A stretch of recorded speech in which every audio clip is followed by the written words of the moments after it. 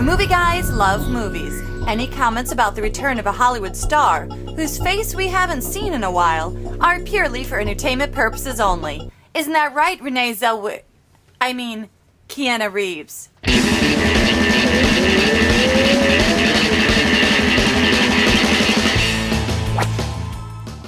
Well, if you listen to the internet, Renee Zellweger's, I hope you do. Renee Zellweger's face seems like a big deal thing to talk about. Yet, if you also listen to the internet, you're a dick if you do. I know, Is that true? Somebody's calling me a dick now? On the internet? Oh, Lee, when are people not calling you a dick? It's gone cyber now, Lee. It's crazy. It's hashtag Lee is a dick. Don't make fun of Renee Zellweger, says article with 12 pictures of how different she is and compared and comparison and put at the top of your list when you do a Google search, right? Yeah, so those all came out, and then the psychologist came out. The problem's with us. Oh. Not with her or something. How dare we so say I we don't know. recognize her? But I submit to you Yes. that she does not look bad. She just looks that's true. different. She actually got a good facelift. Yeah. And everything. She looks more like Shulie than she used to. Well, she looks Our more like guest, With Shulie. big eyes. Everybody than she used to. No. I think she looks a lot. Do you think so? Yeah, well, now, ooh, that's good. See? Yeah, that's a good Renee Zellweger was. face that now you can no longer make money with. Oh, yeah. Oh, my God. This must have Before, been now you hell have to do that. for Renee Zellweger impersonators? Oh, they're out of business. So rude. And hell for the Bridget Jones Diary 3 I know. production Oh team my that was God, hoping right? that would happen. Because Yeah. there's a third book, and they're like, oh, we can make a movie, but Yeah. you don't look like her anymore.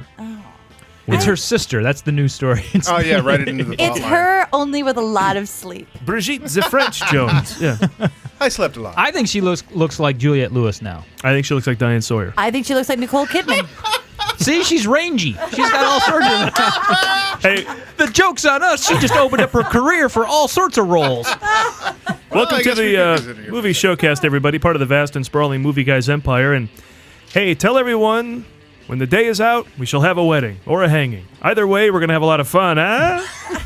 You've reached ground zero for all things movies and comedy. We bring the two together right here on our show every week with jokes, rants, sketches, characters, bits, special guests, and more as we broadcast from the Admirals Club in the heart of Burbank Airport's flyover zone, and also now the home to a giant pink sheet. Karen, what have you done here? Yeah, YouTube video. You got to watch this I week's. definitely, I've always wanted to do this in real life, and then in the movie guy's life, I finally went out and made a giant Bill Murray can crash here sign, which Very is, nice one. yes, thank Yeah. you. I bought that sheet at a secondhand store. We don't know what's been done to that sheet. But I got a little high off of the spray paint while I made it. It was just a good night. Now, if Bill Murray shows up, it's a win-win-win. This is what you're supposed to do to get him to come to your keg party, right? Might be an urban legend, but Yeah. you're supposed to put this out on your lawn, and then supposedly Bill Murray will crash there. Yes, it's like just like- Santa Claus. Yeah, it's just like closing all the doors and windows in your house, turning out the lights, and saying Bloody Mary 3 times in the mirror. Yeah. Bill Murray shows up. Yeah. I think it if happened that to would one work. guy who was... Bill Murray was filming near his house, and he did that, and I guess he stopped by. Well, I'm Awesome. hanging this up as soon as the show's over. So tomorrow morning, my neighbors, it actually doesn't matter because it's Halloween time, so they could just think it's decoration. There's weirder shit on our street. Yeah, there's like a guy getting an electric chair, people hanging from the... Yeah, this Oh, is going to be nothing. funny. There's a sign that says Charles Grodin, you can crash here. Right, I don't know what across that's the all about. I used to crash at Bart's place, Yes. Lee's place, back when he was Bart in Canoga Park, and this was my first taste Confusing of Hollywood. Shuley. You just met the guy. I don't know what to call him. I'm secretly hoping we can work Bart back into the scheme. Okay, But you go. because it's just a pain in the ass. It's just a pain in the ass. Yeah, sometimes you're like, Lee, Bart. Yeah. Oh, yeah. Huh? No, but my first taste of Hollywood was when I lived with him, and then down the street, someone brought a gigantic engine into their front yard, and it looked like total Canoga Park white trash, right? Yeah. It looked like they thought they could somehow build a plane or whatever. They had this dumb engine thing. It was a jet engine. It was a jet engine in their front yard, Like there's and nothing something you can do else. with it, and we're like, oh, it's like Sanford and Son. Like they just think they're going to Yeah, do right. something with this engine, and they slowly built the crash site from Lost Yep. on their front yard. They built a wing off this engine, and then they had seats, and they had all this stuff and smoke pouring out. That's and why I little fake love fires. LA. Not a fake engine. A fucking engine. It was a real plain engine For an occasion, or just because they love For Lost? Halloween. Oh, For for Halloween. Halloween. Okay. That was my first taste of Hollywood You Halloween. never know. It might just be April and they love Lost. Well, that's true. Yeah, there's that. So let's see. You can find us. Where can you find us? On Google's, interwebs. We come right up. iTunes, SoundCloud, YouTube, Stitcher, of course, and themovieguys.net, absolutely free. And we encourage you to subscribe where you can, and if you do, no charge. Subscribe. Yes, and speaking of the movieguys.net, newly posted to the site is our movie guy Justin Bowler's review of the new indie Devil's Mile, starring David Hayter, the writer of X2 and Watchmen. Cool. Going back and acting for a part in this. And it's part review, part gamer rant, because Justin was writing the review while also yelling at some online gaming company for some shit customer service, and it goes back and forth. It's a lot of fun. Oh, that's hilarious. So check that out. And also, yeah?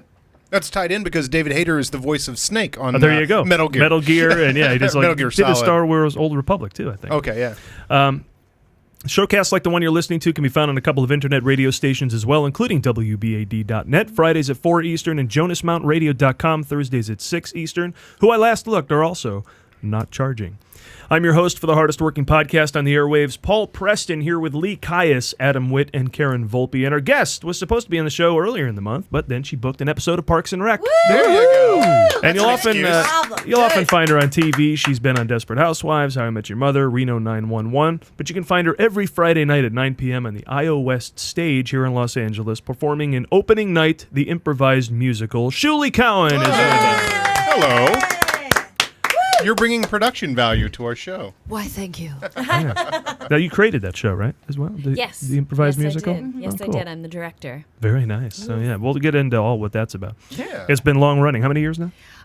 We just had our 16th anniversary. Oh my That is God. a huge In LA. accomplishment. Did that start in In Chicago? LA. That's like no, a- it started out here. Yeah, Oh, wow. That's very impressive because in LA, things, they change so quickly around here. You never know who one person is from day to day. Yeah. Yeah. Well, my thinking is, For example, we're Renee just, Zellweger. Renee Zellweger. this show is a testament to the fact that we don't like change.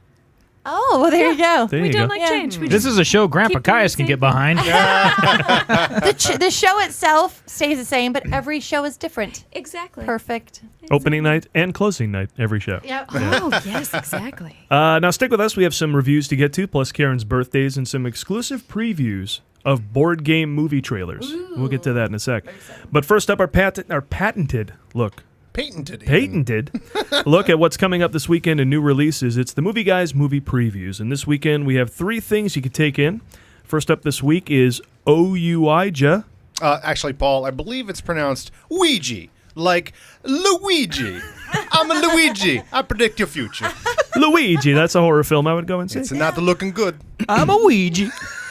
Also, He carries around an 8-ball. Let me check. John Wick. It doesn't work for John Wick. John Wick, the story of an ex-hitman that comes out of retirement to track down the gangsters that took everything from him. Oh, Paul, you had me at ex-hitman who comes out of retirement to track down the gangsters who took everything from him. Exactly. There's more to say about that. We'll get to it later. And going into wide release this week, I want to close this account. $112.14. All right, small bills. No, you're overdrawn that much. What does that mean? It means you hit 0. Here's 0. You went below 0. Okay. that's Bill Murray is Bill down on his luck, Murray. dude. But so Karen's happy. Oh, I'm very happy because not only is it Bill Murray, but it's a great movie, too. Yeah. Yeah, he's not just playing like some small, tiny part where he's like Franklin Roosevelt or something. Yeah. Right? That was,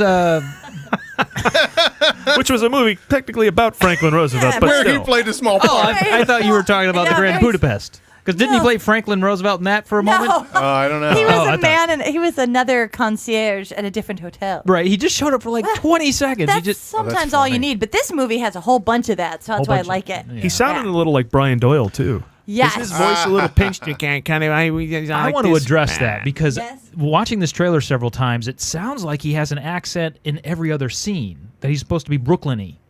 It's But it doesn't seem Boston-y. to carry through. In the film, it does. Yeah. You don't feel like it's too weird. But Oh, wait, yeah, somebody has seen this movie, Paul? yeah, we talked about it last both week, didn't saw we? it, yes. Yeah, we Yeah, went. it was great. Well, who am I married to? We went midnight, the night before it opened, the whole deal. Oh, so good. But let's get to our first film, and we're nearing Halloween, so you know what that means. That's right, scary movies. And what could be scarier than a performance from Keanu Reeves? It's John Wick. Adam, let's talk about it.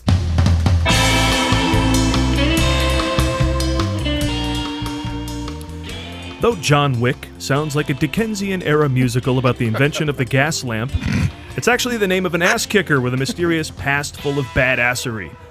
Wick is named for his short fuse. A guy you don't want to set off. And I assume if Wick is a family name, you also don't want to set off Uncle Wick or Grandma Wick either. John Wick is an ex-hitman. Is there any other kind of hitman? This is the business where you're apparently nobody until you retire. And based on the movies, there are a lot of ex-hitmen, CIA agents, cops, and other officials populating our cities, so be careful who you screw with. Now, Adam, I think you just might like this movie. Jonathan, you got out once. You dip so much as a pinky back into this pond, you may find something reaching out to pull you back in. Ah, yes, before Wick can organize a euchre tournament at the Hitman retirement home, he's pulled back in when some mob scumbag kills Wick's dog. Oh. To repeat that, for the empathy impaired, the bad guy is the one that killed the dog. Not since the 70K and Mel Gibson's Payback has one man been so bent on vengeance and spilled so much blood for seemingly small-time reasons. I lost everything. That dog was a final gift from my dying wife. Criminal mistake number 542. Don't take the dog from a dude who got it from his dying wife. And quick aside, isn't Keanu a great dog name? It is. Am I wrong? I mean, somebody take that. It's a good idea. We have a dog. It's not named that already, so no dibs here. I'm not going to use it. Like a Siberian Husky or something big like that. Ooh, Keanu. Keanu, get over here. Mush, Keanu, mush.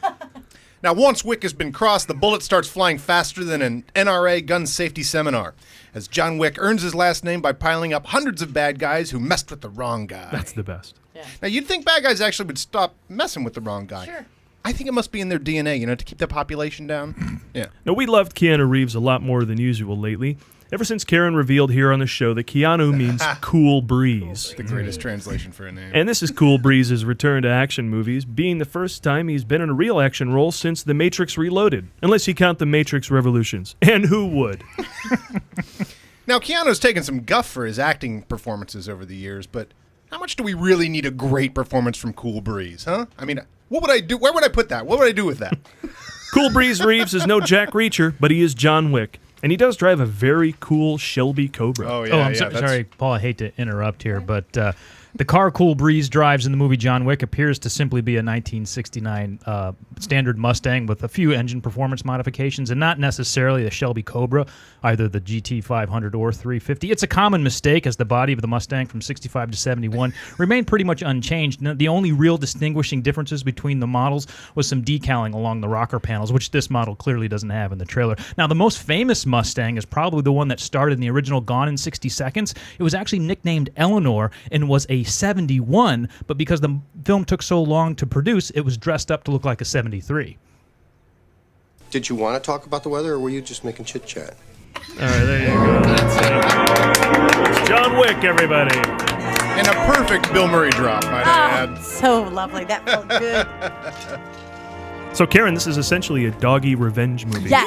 Guy gets revenge for his For a dog's doggy. death. And I can understand that, because I would want to kick some ass if someone did something awful to a doggy. I mean, I just see a doggy alone in the street, and I pull over the car, I put him in the car, we spend the day together, I have to get him to his home, and nobody gets killed. But if they messed with me, I would have to take him out. Because otherwise, this trailer may not be for you, but I throw in that factor, and it's like, Karen might get behind this. Yeah, there's a website I go to that's did they kill the dog? Does the dog die.com. Yeah. Nice. Does it really die in this movie? Marley and me? Yeah, Yeah, they it's kill right in it the right trailer. away. I saw the struggle with the dog squeaked, was like the official dead dog But sound. he's burying it. Oh, Yeah. that's In the right. next That's shot. right. And He the is next burying shot. it. Yeah. You know, there's there's a Steven Seagal movie where the dog doesn't die, but at the beginning of the movie, a guy just like dumps a dog out of the window of his car in a bag, and Steven finds it, and then Rico or Nico or whoever. And I think, as everybody in the audience knows, a very famous one is Isaac Hayes has his cat killed in Truck Turner and goes on a crazy kill.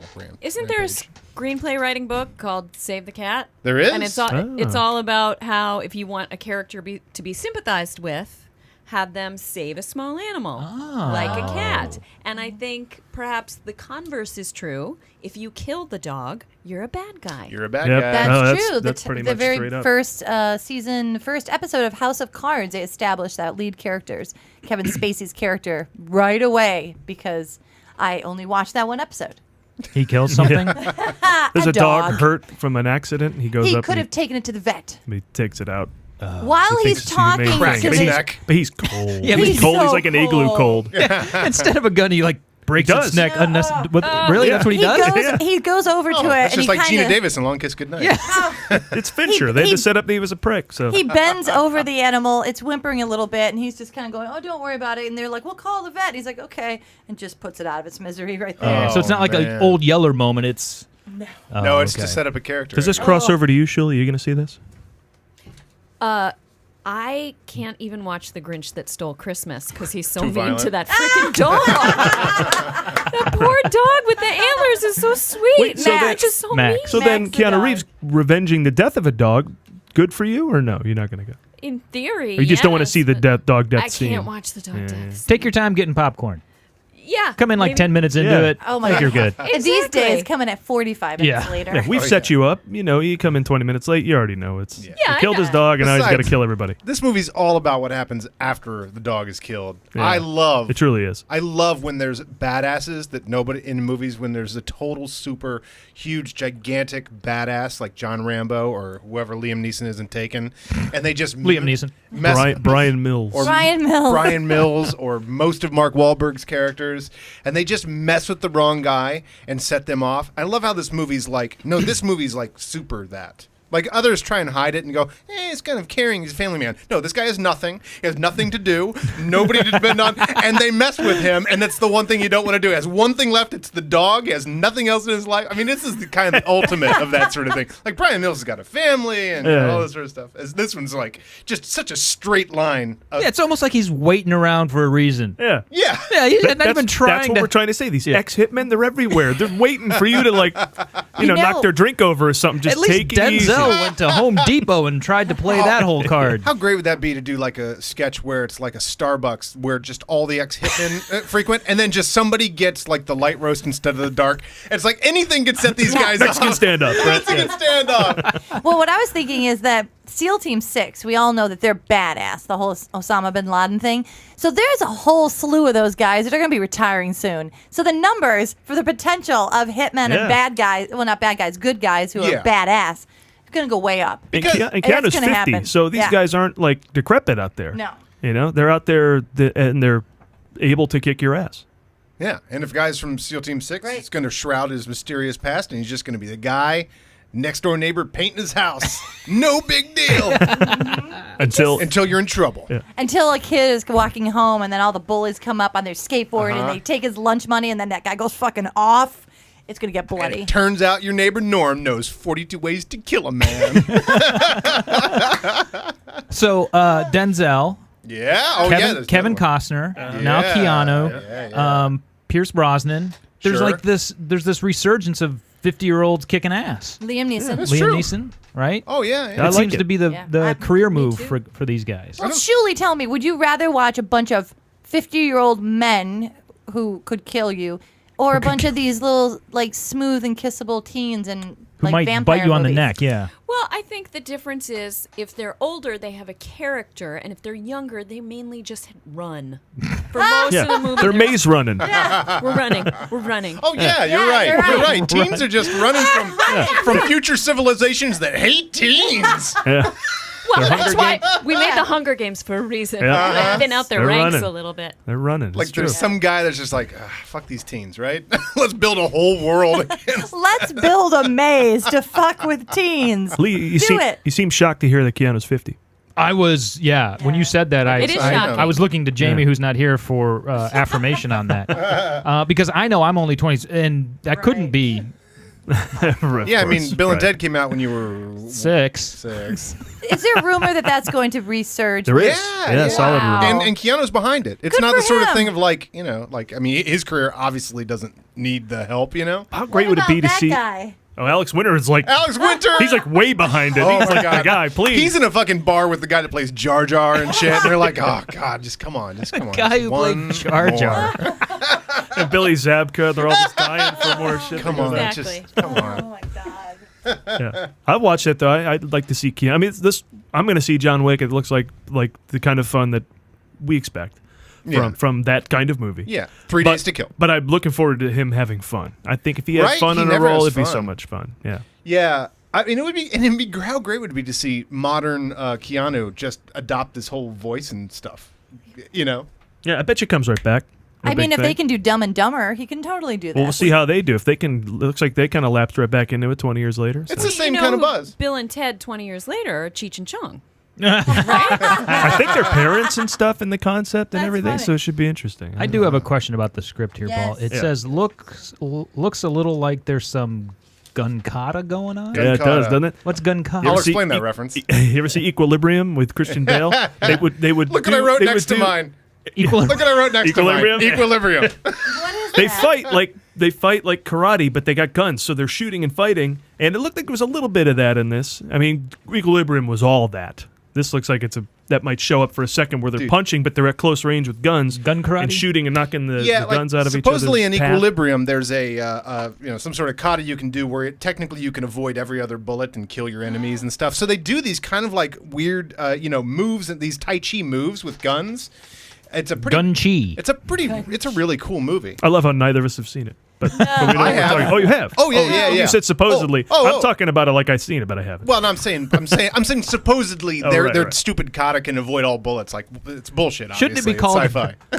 gun fu? Gun? There you go. Oh, There you gun go. fu. There you go. That's Patent pending. I think that Jim Kata That's took it. on so well that they wanted to follow in its path. I was gonna say Paul's making a reference to Jim Kata, which I get, but that doesn't mean anything. I want some gun fu in my Jim Kata. Gun fu. gun fu. Opening night and closing night for Kurt Thomas as an actor. Oh, hi, Jim Kata. Nice to meet you.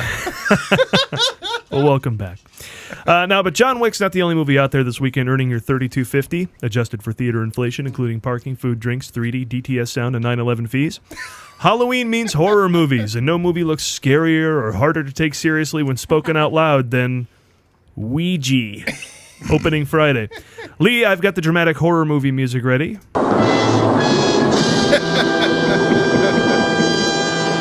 So I think we can properly cover this movie. I'm a Luigi. I predict a very good preview.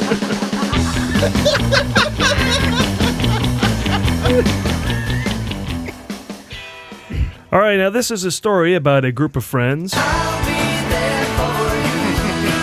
the hell was that? Who use a Ouija board in order to summon a dead brother's spirit and tell him that he's dead. Really? That's the plot? Well, according to IMDb, that is. But, Paul, you're referring to 2010's Ouija. Oh, okay. This movie is about 5 friends Stop that. who decide to videotape their experimental sessions with a Ouija board in order to attempt to create a viral video that is sure to make them famous. Actually, I'm looking here, Lee. I think now you're the one that's confused. That Really? was 2011's The Ouija Experiment. Oh. This Ouija, or Ouija, is about Sarah and Angela, who are friends. I predict a return of that sound drop. And they play with a Ouija board to contact the spirit of Sarah's recently deceased boyfriend, Tom. I'm sorry, Paul. This is just getting really embarrassing. But you're actually wrong again because that was 2012's Ouija. 2014's Ouija is about a group of friends. Yeah, I told you. If only they would all be the ones getting killed. I know. Who end up confronting their most terrifying fears when they awaken the dark powers of an ancient spirit board. Right. Well, I knew it had something to do with friends and a Ouija board. I guess we're done. Apparently, these friends didn't see the other 3 Ouija movies. Now, to explain the plot to listeners a little further, a group of kids who have never seen The Exorcist When I grow up, I'll be there for you. lose their friend in a mysterious accident. Then they get the worst idea ever and decide to contact her spirit with a Ouija board. What could possibly go right? Now, just to ensure it all goes well, the table they're summoning on has a giant chandelier above it.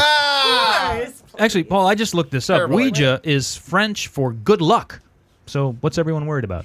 Well, spoiler alert, the Ouija board summons evil spirits. You know, like Ouija boards do. But before any of them can leave and has advertised feedback on Amazon, the spirits make their lives a living hell. From the trailer, the only bright side I can see is that evil spirits seem to have a very small playbook. It's a lot of someone that wasn't behind you a minute ago, all of a sudden being behind you. So basically, evil spirits just turn your house into a Saturday afternoon at Trader Joe's. Oh, Jesus. Where'd you go? Didn't see it there. Sorry, this is going for the kumquat. Trader Joe's were closer than you think. But the trailer, another in a long line of noisy trailers, does go beyond most noisy trailers in that it farts. Think I'm wrong? Listen.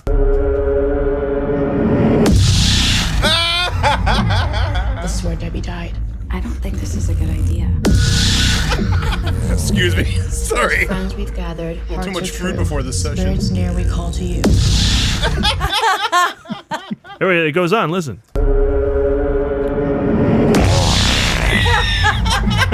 This is where Debbie died. I don't think this is a good idea. As friends we've gathered, hearts are true. Spirits near we call to you. Farts. All right, that's wonderful. Always funny. Always. What is wrong? Why is that? And it's even funnier because those girls are so serious. Yeah, that's true. Took 4 people with college degrees to write that. Now, as a bonus, this trailer does that weird thing where a guy we haven't heard from the whole trailer shows up to tell us the title with the most gravitas possible. Ouija. Like, that guy's nowhere else in the trailer. And in the end, he's like, just want to tell you the name of the movie. Serious. Ouija. Actually, Paul, the scariest part of the trailer comes up at the very beginning. The Universal logo now says Universal, a Comcast company.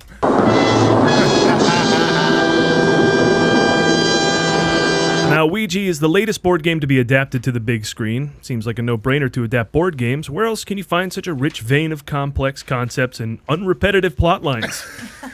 Unlike 2012's Battleship, which combined the popular board game with the acting of Rihanna. You know, I've always been a little shocked that Ouija board, which I've only ever seen used to summon evil, is sold at toy stores. Also, I'm pretty sure that 1986's Witchboard wasn't a Hasbro production, so why pay for the rights to begin with? The film had a tough road to theaters. In 2011, Ouija was set to be directed by Charlie's Angels' Mick G, but was halted because the budget had grown over $100 million. Can't possibly make a movie that costs that much. It's still an adaptation of a piece of wood with 26 letters and the words yes and no on it that I'm talking about. Now, on a related note, McGee's $200 million Pinterest movie drops in summer 2015. I would totally see that movie. I love me some Pinterest. I think Ouija looks like it contains all the paranormal thrills we've come to expect from Parker Brothers. And it could be the scariest movie based on a board game since Alfred Hitchcock's Backgammon. Now, when asked about Ouija, the estate of inventor of the motion picture Thomas Edison went on record saying, "We're pretty sure this isn't what he meant." I bet you could contact him with a Ouija board and he'd tell you the same thing. Ouija, in theaters October 24th. And in the toy aisle at Kmart right now, between Candyland and Chutes and Ladders. Pretty scary, Paul.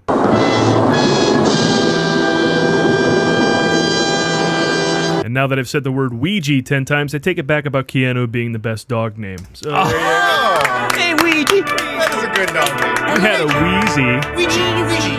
Yeah, true. You know, a little wiener dog would be Ouija. Ouija. That would be cute. But then I just call him Luigi. Luigi's a great name for a wiener dog, Luigi, too. yeah. Because then you could put a little beret on him and a little mustache. I'm a Luigi. Yeah, they've made this movie 4 times. I didn't thought you were realize there were so kidding. many Ouija movies. There's About a the group of friends. Exorcist and stuff, too. Yeah, can you do the Ouija by yourself? Maybe that's why it's always about a group of friends. Can you Ouija yourself? Yeah, I think the other hands have to be on it so they can push it. Yeah. Solitaire coming this. Yeah. But, yeah, it's bullshit, right? Because it's in the toy aisle next to, as we mentioned, But Chutes and Ladders and Candyland and Mr. Mouth. I mean, Do you it's- remember when you discovered that? Yeah, it was so weird, It right? You're took like, the why whole- is he here? Yes! Because when I was a kid, my buddy Rob and I used to talk about a Ouija board, and we're like, we've never seen one of these things. They must be passed down from generations. Yes! So where could you possibly You find one but in can't- Hungary? Or Can't buy them. And then we went to Gold Circle, and I'm like, what the hell is this? Yeah, I know. So weird. No, I think that the Ouija boards, because my friend Sue, I remember going to her house and wanting to play Ouija board, but they didn't have one, and we didn't have one just because we were poor, but they didn't have one because they were really religious. Oh. And one day I wanted to, I said, oh, hand me the newspaper, because she was looking at cartoons. And I said, oh, do you want to hear your horoscope? Her mother stopped me and said, oh, no, horoscope has a word horror in it. Ooh. Which it doesn't. Which it doesn't. It doesn't. Yeah. Well, there's the smarts it takes to be that crazy. It does have horror, though. Horror. Also She- not good for the Perhaps religious she sect. meant that, yeah.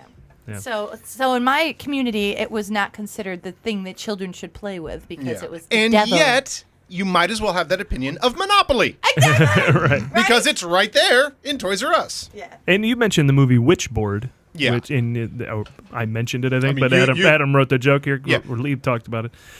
And I never knew this was a thing. I looked it I up. don't know what it is. It's a horror movie about a board that's basically the Ouija board. They didn't have rights for it. They called it Witchboard. It's got letters and numbers and yes and no and the whole thing. All you have to And do there's is 3 of them. Yeah. you just put an S in front of it. It's Switchboard, and it's just this crazy movie about people getting connected Sweegie. and It's people talking to the wrong people. It stars Carol Burnett. Connect- Wondering And Lily Tomlin. the phone is for you. I smell a retraction. It was Lily Tomlin. It could wasn't star Yes. Okay. You know what? That's Switch. That Right was the there. Switch. That was the And Switch. Vic Tayback. It could star all kinds of people. That Switchboard movie. Who Linda else? Lavin. Linda Lavin. Oh, she'd be great in that. Yeah. You think they updated the Ouija board for Twitter speak? You think ghosts are coming back going, LOL? You know, and your hands move around the spell. Meh. Oh, yeah, you're right. OMG. It depends on which douchebag is controlling the Ouija Yeah. board. You know they've had a meeting at Parker Brothers about adding a hashtag. Yeah. I was thinking about that, right? They don't even SMH. have. They don't even have letters on the board anymore. It's just emojis. That's perfect. That's better because then you can fight over what that emoji is actually Yeah. saying. Winking, winking. The ghost is winking. He's winking. Still he's hilarious crying. from the afterlife. Adorable. The ghost is the ghost is smiling. Now they've Sweating. greenlit Tetris. I heard This is gonna be a this. movie. I heard this. Or maybe Maze Runner was a hit, and they said, let's do Tetris. Yeah, but Maze Runner is like, well, what do you It's think? a book. I know. Tetris is a bunch of Group of friends Teens, who yeah. don't fit together. yeah. Oh, that'd be great. They if somehow one day. they somehow make it work. Exactly. I'm so curious what that giant McG version of Ouija was. I mean, I'm sure that's what they're doing with Tetris because Battleship became an alien invasion movie. Yeah. Right? So you know McG's Tetris or McG's Mousetrap or whatever it was. Ouija.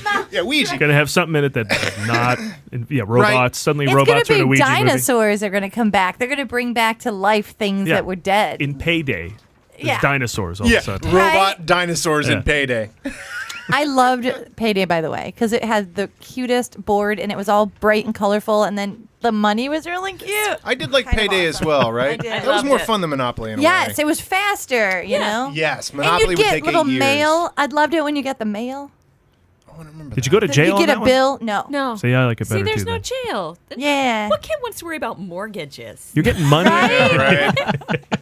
Like this one, you'd get a phone bill and you'd pay it. Now Monopoly's got to be the worst thing in the world because fuck those bank assholes and and the corporate greed douchebags and Income and their tax. monopolies. Yeah. And now it's like, trying to win, be one of those guys. Like, How did Time Warner get every property on the board? They had all the railroads. Baltic Let's have a board property of game Time called. Warner. Let's have a board game called 30 Day Escrow. That sounds like fun. Also, the cheap properties, Baltic and Mediterranean, by now must be, expensive. Totally as gentrified, hell, right? Well, you know what Totally happened. gentrified. The gays moved in. They made it nice. Yeah, exactly. Put in some art galleries and everybody can move there. Marvin Gardens, a Halliburton company. All right, now with Battleship and Transformers making the transition to the big screen for Hasbro, Ouija represents even more board games getting adapted into movies. We have some trailers here, believe it or not, that lay out the board game industry's big, ambitious plans. They got a lot going on.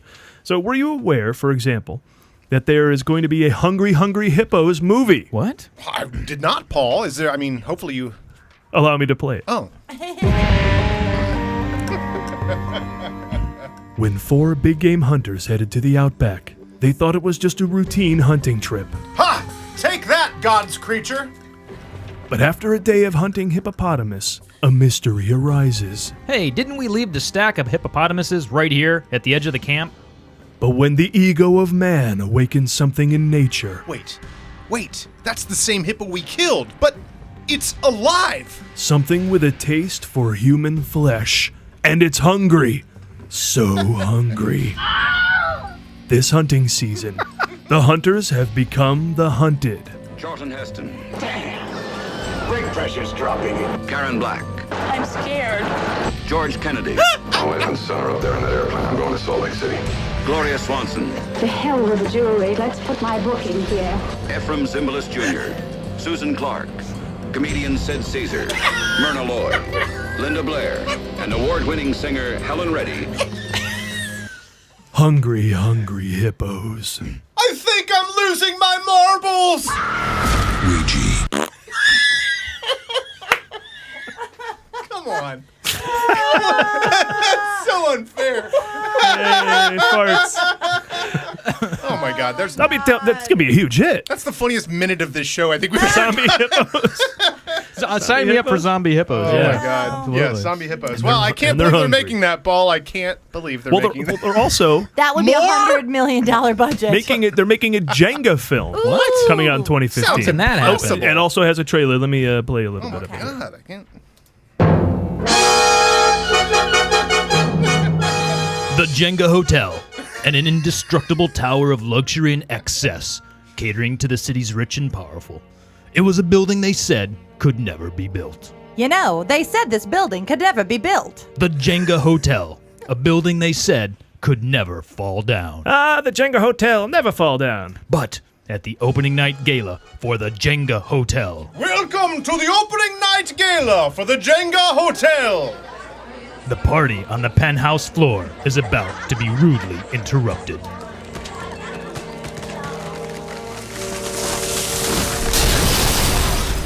What was that? What a rude interruption to our party on the penthouse floor. As the Jenga Hotel comes toppling down piece by piece. Well, there's another piece. Well, they're really toppling down. Hey, why is this beam sticking out of the wall? I don't know, but pull on it and see what happens. Steve McQueen, Paul Newman, William Holden, Faye Dunaway, Fred Astaire, Susan Blakely, Richard Chamberlain, Jennifer Jones, O.J. Simpson, Robert Vaughn, and Robert Wagner. Irwin Allen's Jenga. There will be no peace until the last piece. Ouija. I'm having a great time tonight. I just want to put that on a record. We are children. Good times. Lovely. Oh my goodness. Oh, Bill Aren't you Murray. glad you Come made on it by, tonight, Bill Murray. Shulie? Aren't you glad you made it tonight? I really I know. We have the lovely and charming Shulie Yeah, with seriously, us. Bill Murray crash here. I mean, this is Now, hard to believe this, but they even made a film out of Uno. What? Paul, you're kidding me. up. Paul, get out of town. Coming soon. All right, let's listen one more time to a trailer. Here we Okay. go. Wow. It started as a routine hike deep in the woods of Discard Pile, West Virginia. All right, let's put on our colored identification shirts. Red, blue, you're green, you're yellow. But what starts as fun soon takes a turn. The bridge is out. We better reverse the car. As the group comes to find they're being stalked by a madman. You're a real wild card, aren't you? And the day in the sun turns into a night of terror. You saw them draw two guns. Can you draw 4 pictures of the men that did this? Because something in the woods is killing them one by one. Skip? Skip! Where are you? Until there's only one left. Starring Michael Caine, Catherine Ross, Richard Widmark, Richard Chamberlain, Olivia de Havilland, Ben Johnson, Lee Grant, Jose Ferrer, Patty Duke Aston, Slim Pickens, Bradford Dillman, Fred McMurray, and Henry Fonda. Uno, your number's up. Ouija. All right, that's it. We're out of here. You know what? I'm I starting normally don't listen to trailers, but I'm try not to. sensing, Don't want any spoilers. I think to make Adam happy from now on, we Oh should my just change goodness. our identification to the movie guys and then like scream and then fart. Oh, yeah. Go for it. If you exist to just make me happy, Yes, right? The movie guys. Ah! then that would be my request right now. All right, now in our final film, Richard Widmark. Bill Murray makes a rare appearance outside the golf course in St. Vincent, opening wider this weekend. We talked about it last week, but Karen, I imagine you'll want to talk about it again. So, here we go. Really?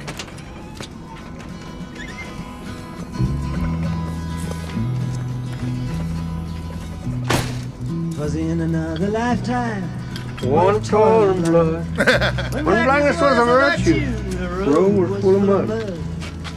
I came Came in in from from the the wilderness. wilderness. A Reach creature aboard born the form. Come in, she said. I'll give you shelter from the storm. This is your standard charming independent film from the Weinstein Company, complete with a Mumford & Sons sounding soundtrack about a young boy coming of age. And his neighbor is none other than... God damn it, Bill fucking Murray! It's legendary that Bill Murray's hard to track down for a role, but when a role comes along that is this curmudgeonly, yet this sweet, forces of nature intervene to make sure that script gets to Bill Murray. You're Bill Murray. Bill Groundhog Day ghost busting ass Murray. Melissa McCarthy co-stars in a role that Rex Reed is calling fat. It's kind of a dick. I don't know. Yeah, if you what an realize that. asshole. He's a shithead. What he called her. Bill Murray is like an urban Sasquatch. He's out there roaming around somewhere, and you just never know when he's going to show up. Usually it's in a movie, but sometimes it's at a bachelor party he's crashing or just some random bar in Charleston, South Carolina. Usually it's a movie, though. Makes me wonder if the producers of St. Vincent were just making a movie anyway, and Bill Murray decided to show up and crash the set. Bill Murray and Melissa McCarthy have each played characters who are slightly off. But here, McCarthy is the normal one, while Bill Murray stars as a wacky neighbor that seems, well, pretty much like Bill Murray. Older, unkempt, single, drinking and smoking, and doing whatever the hell he wants. Yeah, and this is an original script. As Return to Form Month concludes with some of our favorite actors showing up in pleasing material. We're talking about Robert Downey and Keanu, Ben Affleck, Michael Keaton. They've all been showing up in good stuff. And, of course... God damn it, Bill fucking Murray! Here's a clip. You need to defend yourself or you get mowed down. Get out. You're small if you haven't noticed. And so was Hitler. That's a horrible comparison. So how do you and Vincent know each other? I'm working for this man. I go hard. I'm also dancer. Who is she? A lady of the night. Do you know what that means? She works at night. Wait a minute. Oliver thinks the Hitler comment is offensive, but he doesn't know what a lady of the night is? What are they teaching kids in schools these days? The trailer will let you know when the funny line is coming. You probably heard a little bit of it there. Everything stops so they can say something interesting. Here, watch. I was wondering if I could use your phone. My house? Here's a dime. Call your mom. Costs more than a dime. All right, here. Costs more than that. Call collect. It's just something trailers do. Oh, my God. Trailer editor kind of has of the night. Do you know what that means? She works at night. I almost want that to happen in my real life. I'm going to say, I want our previews to have that happen every time there's a joke. I Why wanna is be he talking- mowing your dirt patch? I'm showing them how the world works. You work, you get paid, you drink. Are you drinking alcohol? Honestly, don't remember. For the listeners, the movie's not like that. It's just the trailer. of course. That's how the trailer. Oh my God, it's like music underlines, and then you just kind of like bold the. That would help the people at my work that just don't get any of my jokes. That I would. just- That would. I need Yeah, that make sure you in get real it. life. You know what would also be effective if you carry a record player around with you, and then right before you're going to say something funny, you scratch it. I usually have a tumbleweed blow behind me and a dog bark in the distance. And then the Get cricket. the record scratch app. You'll be good. Ooh. St. Vincent. Naomi Watts as a stripper, Melissa McCarthy as a normal person, and Bill Murray as Bill Murray. Yeah. Who needs more reasons to go? Nobody does. That's it. Go see it. Just go see the goddamn. Now, Naomi Watts is a Yes. Brit, isn't she? I think she's an Aussie. An Aussie Yeah. who plays a Russian stripper in this movie. She She's played funny. Princess Diana, so she's pretty talented. We can't find a Russian stripper in L.A.? I know. You right? can. You date enough of them. That can act. Why don't you just give them one of you're yours? right. Okay. Just go to Tinder and Well, check out your. Just find one of Please, those. sorry you brought that up. Find one Didn't of the, think that one through. well, she pretended she was interested for the whole date. I think she can pretend to be a character. Yeah. She was acting and we were this close. Yeah. It was perfect. I couldn't even tell she wasn't interested. What was the other movie we just saw her in where I said, wait, who is that? She's great. Birdman. Wow, she's great. She's in very different in Birdman. that. She's great in a lot Who's of the stuff. Naomi I'm thinking of but I don't like? Judd. Thank you. Carry on. She stopped acting for you when you asked. Ashley's mom? Ashley's mom. Oh, Ashley's He mom. has Isn't the there another- problem maybe with there's it. No, she's like the mom of the Judds. Oh, Naomi. She's very Bitch. Right? Who was in King Kong with Ashley Judd. That's Naomi Watts. That's Naomi Watts. Naomi Hitler? Is that That's the No one likes her. No. We don't. Not a fan. Not a fan. So this is the same Naomi from King Kong. I know. I didn't know it either, right? Are you being serious or are Yeah, you giving I me had guff? no idea it was the same person. That's the only Because thing I know her from. King Kong? Yeah, Naomi Watts. That's the Oh, only- 21 Grams. She was nominated for Oh, an okay, Oscar but for who that, I remembers think. that? It was just Oscar nominated, whatever. Yeah, I can name 20. You'd King never seen. Kong's got to be her biggest moneymaker. King's got to be King Kong. So she's clearly done two things. She's beefed up a little bit, like nicely. Like she was too well, skinny. she's in pregnant King in this too. Oh. She's got like a stomach on her. I mean, I don't. She's not still. personally, I don't. You'll think, like it. She's still stripping, and when they tell her, and she's pregnant, clearly pregnant, and when they tell her she can't, she gets all mad. Nice. Yeah. Girl power is what I say. Right? But then she obviously must have gotten her bunny teeth fixed because that was what drove me nuts about her in King Kong, the bunny teeth. Who are you? Didn't the ape's teeth distract from her bunny teeth? Like the talking, walking apes didn't get your attention? It just feels like bunny teeth. Bunny teeth. And I'll explain if we have a moment. It occurs when I think this is how it happens. Actors don't have enough money for the whole set, so they just get the two front ones fixed, and they just look too big and they're out of proportion with the rest of You their ever seen mouth. them do that with boobs? Is to get one done and then like wait for the other? And they run out of money. That doesn't bother me so much. Just look at it from one side. So what It's profile. Just a profile. Because I love everything about this movie, I was listening early on to some different interviews, and Melissa McCarthy was talking on Stern, I think, about how she was really nervous about doing this movie because she really idolizes Bill Murray. And I would Yeah. imagine... Could you imagine, Karen? I can't. I couldn't even read this paper. It had Bill Murray written on it. I want to play this out. I couldn't handle it. You get a call that tomorrow, the thing you tried out for, you didn't even know what it was. Yeah. It turns out you got the part. Well, that would be exciting. And you're right in a there. scene with Bill Murray. And tomorrow you have to walk onto the set and stand there and say, here's your orders, sir.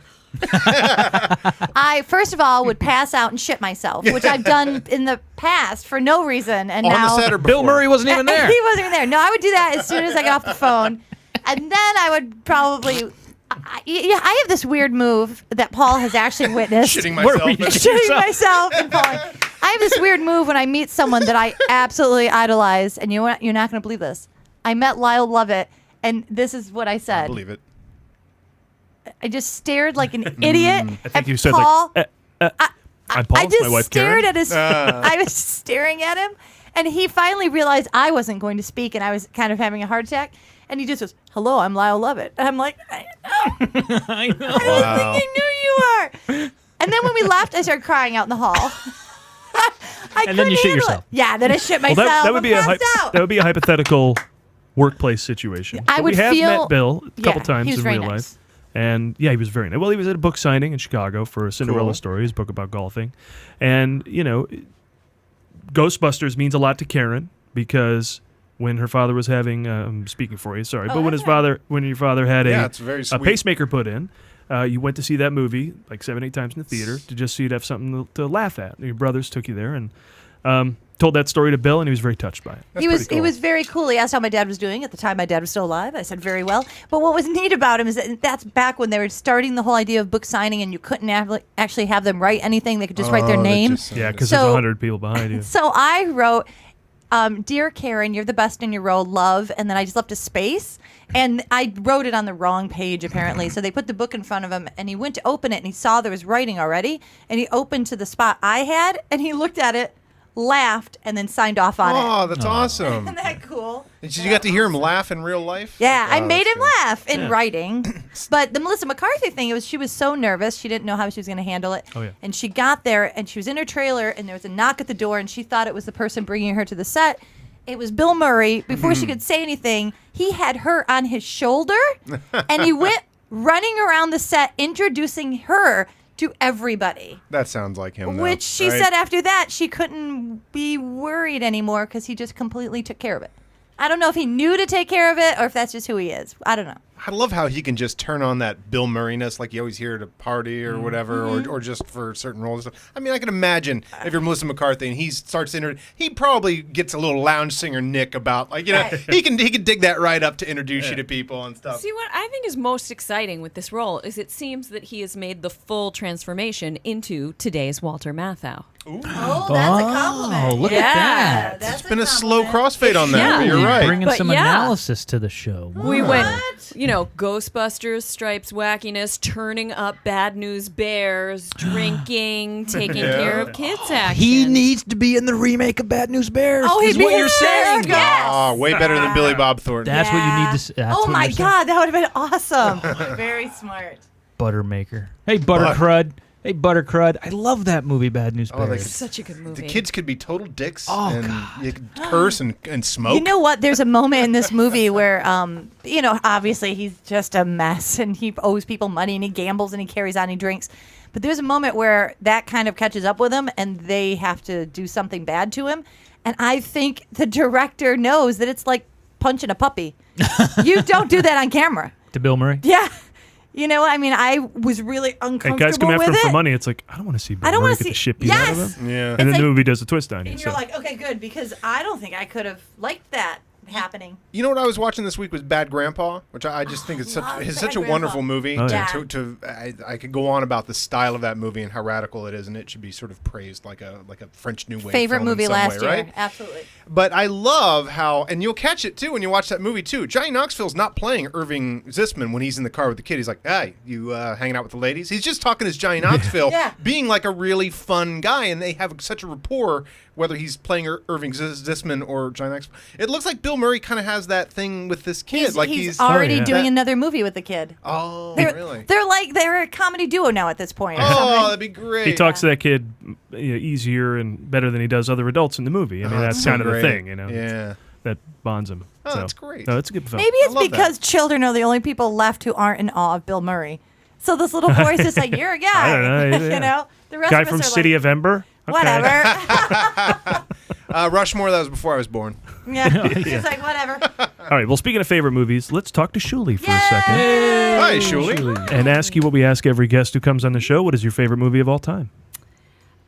I have a few favorites, but I'm gonna go with South Park, bigger, longer. Oh, you're speaking to the man Yes. here. Not my favorite. Raiders of the Lost Ark, tough to beat. Yeah, but no, that's a my great favorite one. that year. Better than American Beauty, which won the Oscar. Yeah, you speak the No, praises of American that. Beauty was American Beautiful, but But it wasn't no there South Park. There was no musical numbers. Yeah, Brilliant musical numbers. Brilliant Yeah. musical When did that numbers. movie come out? 99. So, what was your favorite movie before that? Because that's a pretty recent favorite movie. Victor Victoria. Wow, that's a great one. You know, I have something. Shulie did Schoolhouse Rock Live, the original cast, and she helped write it, and it was done off Broadway. It's a big deal. And whenever she went on to do Second City, I came in and got to play her part, which is super friggin' crazy cool. Which you wrote a great part, by the way. I enjoyed Thank playing you. it. Thank But what was neat is when that movie, the South Park movie, came out, I was doing a mall and festival tour of Schoolhouse Rock. And so I forced the 4 people that were with me in Cleveland, Ohio, to go see it. And we loved it so much. We saw it again. And then Schoolhouse Rock has Conjunction Junction and I'm Just a Bill in it. The next day, we worked in stuff from that movie wherever we could, where it wouldn't be completely offensive. I can't remember how we did it today, but I would From look. South Park? Yeah, Oh. we would work in South Park Well, stuff that's- into Schoolhouse Rock. Yeah, that film spoofs so many aspects so of, fun. of Yeah. musicals. I mean, from Disney, of course, and Les Mis, but the Mr. Mackey song is a Schoolhouse Rock spoof. song, yeah. So good. Yeah. Buzz So Bick is Latin for generosity. That whole one. That is a teaching you how to say things and learn things Schoolhouse Rock spoof, and it's brilliant. I think. I mean, you think of comparing American Beauty and South Park. People Tough to compare the two. It is. They're different. or maybe not. No? Because I think people are always asking, movies to do more, radical things or be different or be, something. It's like, I mean, what's more different than South Park the movie than American Beauty? I mean, I feel like, yeah, American Beauty does a lot of things we've never seen before, but there's a lot of things we have, whereas South Park is like, Oh yeah, the suburbs are creepy. Seen it before. Yeah, South Park yeah, is I just mean- out of left field. Well, Nothing I've ever seen. I will Yeah. say South With Park quality. did not have the line, I just wanted to show my girlfriend your Nazi plate, which might be the best line in any movie ever. But it did have.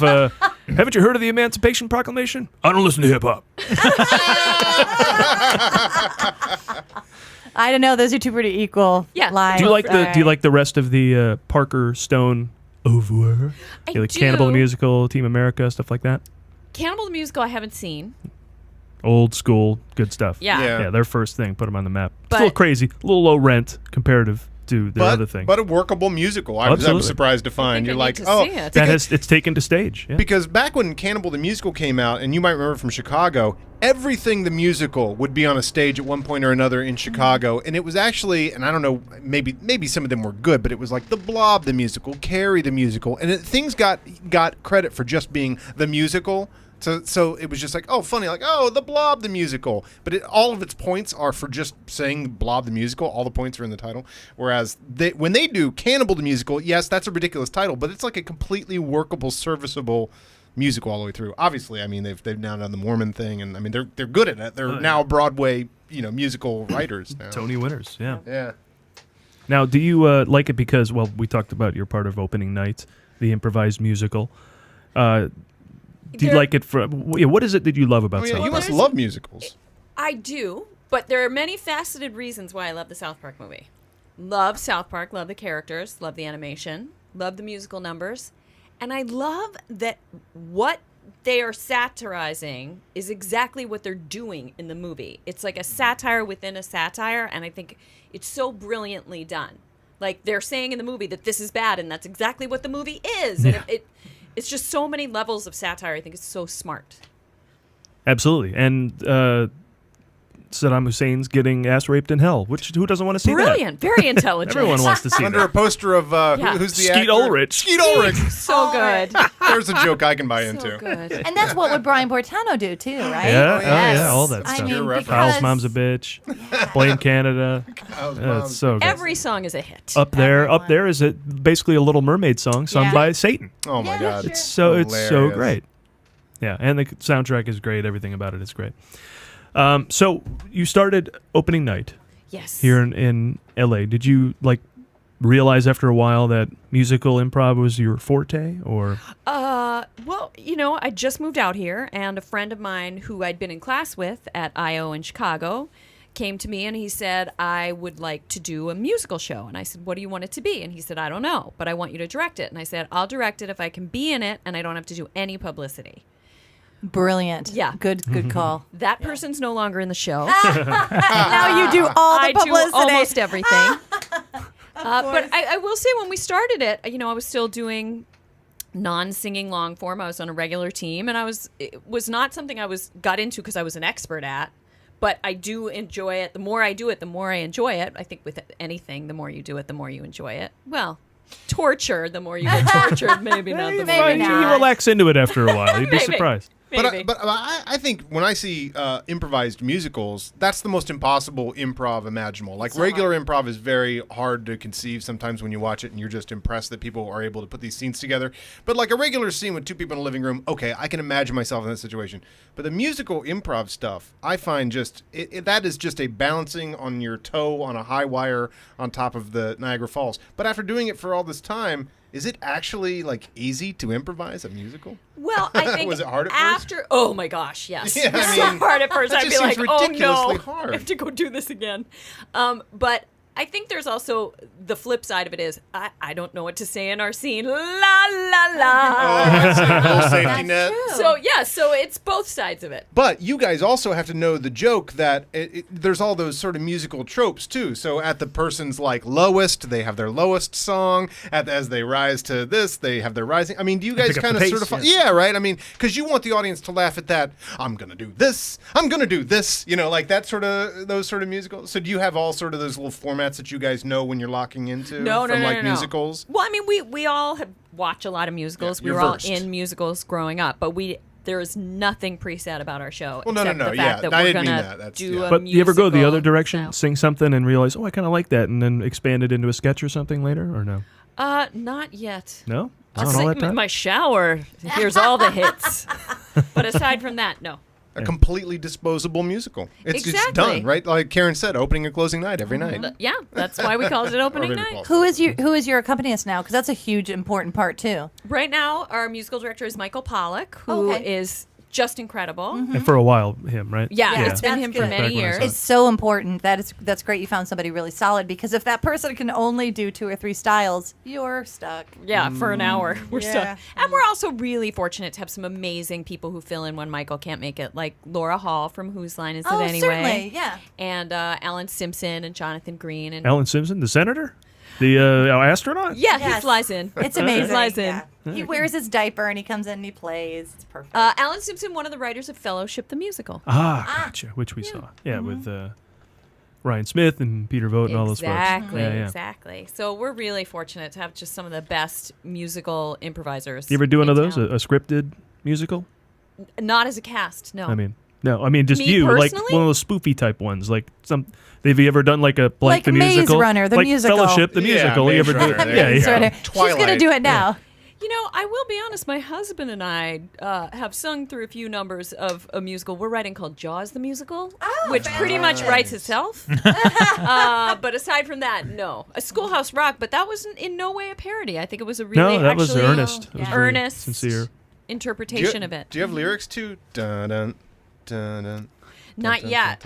You got to get John Hughes. But or John swimming Paul. at night, naked, and I'm really drunk. But what's right behind me? You know, we don't have to see. It's creating an image for me. Yeah. Yeah. Will you be naked if you do that in the opening scene? You know, Let's get to the real important question. Lee just sat up. He was starting to zone out. Now he's like, what's happening? We have a guest, What? apparently.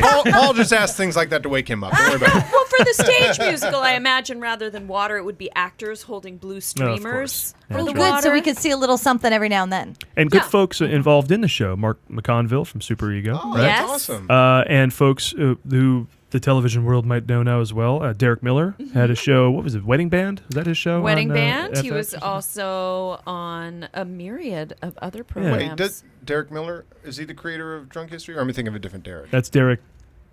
Oh my Something gosh. else. It's not Derek. Anyway. Goldman. Derek. Mears. I'll think of No. it by the end of the show. Oh my gosh. Waters. I'll ask Waters. Luigi. Thank you. Waters. Sorry, It's Derek. Derek Waters. Derek Waters. It's Derek Waters. And then Very nice guy.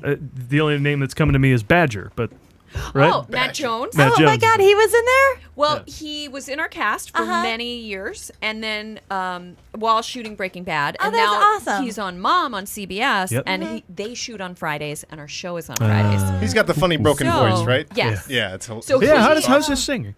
Fantastic. That's crazy. And Turns that on. he comes back when he can. He's playing with us this Friday at Oh, 9 cool. o'clock. So, but he's not in it regularly. He's on Mom on CBS. He's Check it he's out. delightfully dumb on that show. He's Mom. just delightful. Yeah. Oh, that's so fun. I love Breaking Bad, and I especially liked when Skinny Pete and Badger would show up again. That always made me so happy. That one episode that it starts with just them on the park bench the whole time as the guy's busting him. Yeah. And it's just one shot Brilliant. for so long. Again, Coen Brothers, the TV show. That's so good. right? And he slowly convinces, I think DJ Qualls slowly convinces him Yeah, that he's not a cop. that he's not a cop. And then he busts him. It's like 6 minutes long of convincing, and then he busts and him. busts him. And Badger's so on top of it for so long. I know. He's so smart at that world for Oh, I so know. long. I'm not buying this. You're a cop. But then slowly he gets. Oh, that's an amazing 6 minutes. All right, well, let's get to what we talk about every week on the show. What did you see this week?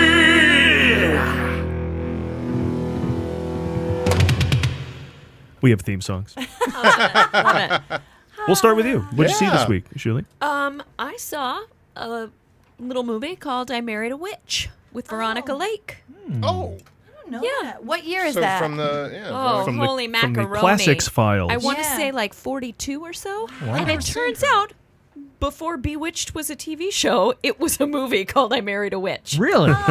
It sort of seems like it. I've never seen. I know Veronica Lake is the main character featured in L.A. Confidential. That's what I've heard. That's what I was thinking. Honestly, I've never seen a Veronica Lake movie, and she was a big deal. Well, then we got into it, and then we saw Sullivan's Travels, Oh, that's which a- also oh, has okay. Veronica Lake in it.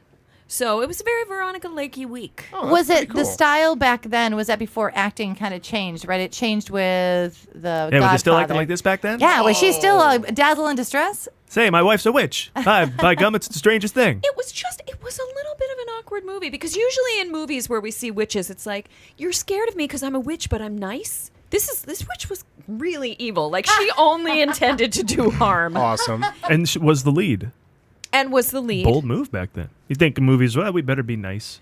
Well, speaking of better be nice, so that involved, of course, seeing both these Veronica Lake movies, a huge Wikipedia exploration, and pretty much everybody who worked with her never would work with her again. Oh, Maybe shit. she wasn't acting. I don't know. She played a lot of bitches, huh? You watch movies like Laura Croft, who was here last week. Oh, She yeah, watch with a movie and then second hit the screener. internet and learn everything. She there was to watches know. the movie and does the internet at the same time. I just sit behind Laura while she's watching movies.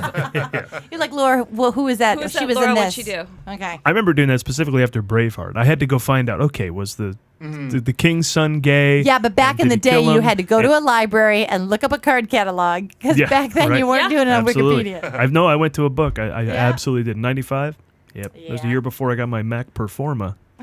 Had to go through the Dewey Decimal System. I think that book's in the 600s, which is literature, right? Yeah. 800s is science. Yeah, and did they really screw William Wallace like that? All true. Turns out. So, but yeah. But Sullivan's Travels has a lot in common, I think, with the South Park movie. Explain how. Because they are both satires satirizing what they're trying to change. Like they're saying in Sullivan's Travels that the whole thing is everybody's trying to write the Oh Brother, Where Art Thou, which is the fictional book in the movie that is supposed to be this big like social lift up the common man. And so this guy goes out to, as he's supposed to be like a famous actor, screenwriter, and he goes out, oh, hi, water. He goes out to be among the common man, the poor man. And that's what the satire that the movie's about. And I was like, this is where South Park found the satire within the satire trope sort of thing. See, adaptation falls in that too? That the movie becomes the kind of movie they're saying is a bad movie? Yes! Yeah. Love that. Along those lines, not to be funny, but that's what I loved Don't about. be funny. Not going to happen. It's not going to start now. Not here, pal. Not on this comedy show. I am not going to start now. That's what I loved about Unbreakable, M. Night Shyamalan's Unbreakable, because, and Adam can correct me if I'm wrong, but at the end of that movie, what you realize is that you've done two things. You've been told how to make a comic book story, and you've watched it be made in movie form. And if you have that realization at the movie, like, oh my God, these are all the characters that went back, and then they laid it out in that order, and I just watched a comic book, and I was told how to do it. That's amazing. I love that movie. Yeah. That is one of the best superhero movies of all time because it's just nothing can compare to that one. It's brilliant. Anyway, I could go on about that. Was I right about that, Adam? Yes. Okay. Yes, you are. Yes, you are. No, that's a multi-layered thing, and it doesn't. The way it lays itself out at the end that people call the twist. I mean, it's so weird. He got in so much trouble for having the twist. Could you imagine if the modern press were around when Alfred Hitchcock was making movies like, another suspense thriller? Fuck off! Stop doing that! How dare you? I mean, Jesus. He caught so much shit for being good at what he did. I love that the press tell him to fuck off. Hey, Alfred Hitchcock, could you fuck off with your suspense? Great. Hitchcock making another movie. Click here to find out it's the same kind. Yeah. Anyway. Hitchcock, have you had work done? You're very different. You look fat. Yeah. Yeah. Stupid media doesn't have. I realized today I grew up in extraordinary times, but I'm an adult in a really stupid time. Yeah. Oh, I know, right? Yeah. I grew up in extraordinary change. you know- Now it's just stupid. You know what's a strange thing, though? We think it's somehow different because we have internet. That's basically it, right? Yeah. We assume these times are so different because internet. But it's so. I have a feeling that our parents and their parents before them are like, I'm an adult at a dumb time, you know? Like, things were great when I was a kid. I'm an adult at a dumb time. Yeah, well, I've said that about music, too. I'm sure our parents said, that 80s music is just stupid. But really, today is the worst music of all time. I'm going to take excessive people. I was listening to the Beach Boys on the way here. There is so much music in a Beach Boys song. Did we talk about this recently? There's no instruments in music anymore. There isn't a single instrument. No, it's all technological advance advance over. over. From Neil Young, not only is there less instruments in music, but the music is being delivered to us in a way that's so compressed that we're only being given about 10% of the actual 100% of the song, so that it will fit on these little devices. So not only is the music, perhaps there's a lot of music there, but we are only given a little bit of it. Right? That's true. He's built a player or gotten behind a player that will can give you all the try music. and recreate the record experience of giving you the full studio recording. But people have sidestepped that search and just bought a record player, and people have started putting stuff online. I have. But if you need to carry it around, this player apparently. Yeah. But it helps with the joke. Yes, See? exactly. Call back. Oh, yeah. I want to mention something that we did. Lee and Karen and I went to the Lemley Playhouse 7 last Friday night and that was hosted cool. a screening the LA area premiere of a movie called Life Inside Out. Always fans of getting behind indies here, and Life Inside Out is a movie that Karen saw at the Phoenix Film Fest. I saw it at Pasadena. Lee saw it at Pasadena. And it was great to be there and do our thing. You know, we did some interviews before the screening. We hosted the Q&A. We do this comedy bit. Adam, you would have loved this. We do this comedy bit where we want to just remind people not to talk during the movie and not to use their phone, and you can't take pictures, and just, watch the movie. But that's boring to just say it. So Lee came up with this fun idea where Paul's doing a question and answer with the audience, and he's acting very normal. And he says, does anybody have a question? And then Lee and I play idiots. And I'm standing there with a full-on video camera with a light on the front of it. And I stand up and I go, excuse me, would it be okay if I videotape the movie during the movie? And I swear to God, I was almost physically removed by an old man. Yeah, they get pretty pissed. We're like doing a bit. So and I completely bought into it. I said, no. And there was a lady down front who was like, can't do that. Oh, that's awesome. It was insane. And then even better, I stand up immediately after her and go, look, I'm not so stupid as to bring a camera, so it's okay if I use my phone to take pictures of the movie, right? No, it is not. That's amazing. And we're wearing, all three of us are wearing matching T-shirts. Movie guys' shirts. I love how they get. And then Karen's like, oh, of course, you're not your phone, but I have an iPad. I'm like, oh, it's like a big phone. No, you can't. God. That's when the guy's like, don't you listen? Oh, that's so yeah, we funny. did that bit at the Phoenix Film Festival, and was always amazed at how often people got pissed and didn't realize it right off the get-go. Yeah. And eventually they come around. And then eventually when we were done, the guy's like, oh, you're funny. I'm like, oh my God. Maybe you need to use the Ouija voice. Is it okay? We're some of the movie guys. I predict the future. The phone isn't going to ring unless you turn it off. My favorite movie is the Cinema Paradiso. That would be great. The next time you do that, I'll come along, and then one of you just call my phone, so it's just ringing as I'm trying to ask a question. It just keeps ringing and Their ringing. heads would explode. This is a savvy audience. If we went to any Friday at Burbank 16, no one would know the damn difference. Yeah. Or the Valley Plaza 6. The nice thing was that screening was sold out. Apparently, the next couple were sold out, and they had to extend. Yeah, so this movie is extended in Pasadena, and I think cool. it's playing in San Diego and West Virginia. Right? So good for the indie, getting a theatrical release. Four-wall that A stuff, lot of right? women are involved in it. The writer, the producer, the director. Very strong female presence. Very well written. Lots of great characters, and the husband character is well written. It's about a woman in her 40s, I would say, who's kind of gone the mom route, finding an old guitar and saying, I should pick that up again. Lo and behold, going to open mics and having a whole adventure and discovering what her son is all about through the process. So, coming of age and coming to grips with the artistic side, and I don't think anybody What is it called would have again? trouble getting behind that. Life Inside Out. Life Inside Out. Phineas O'Connell or Phineas Connolly? Phineas O'Connell. Phineas O'Connell, who will now be on. He plays the lead, the son lead in that. He's going to be on Modern Family. Yeah. So he's getting the movie guy bump. Wait, he met us. that's Next thing you know, right. boom, he's on a network show. He's playing the son of somebody. Steve Zahn's son. Oh, look, I told Shulie to come on the show. Parks and Rec. There Just you go. like that movie guy's bump. Not even, you didn't have She to show hadn't up. even she hadn't been here We're yet. throwing it to you. Wait till you see what happens after I leave here. Oh. You know where Ike Barinholtz went? Right from our studio. Right to Howard Stern. Right to Howard Stern. Yep. Yeah. Mm-hmm. And then to a Tina Fey, Amy Poehler movie. Yep. Yeah. That's all. and We it's will all never this. see him again. You're welcome.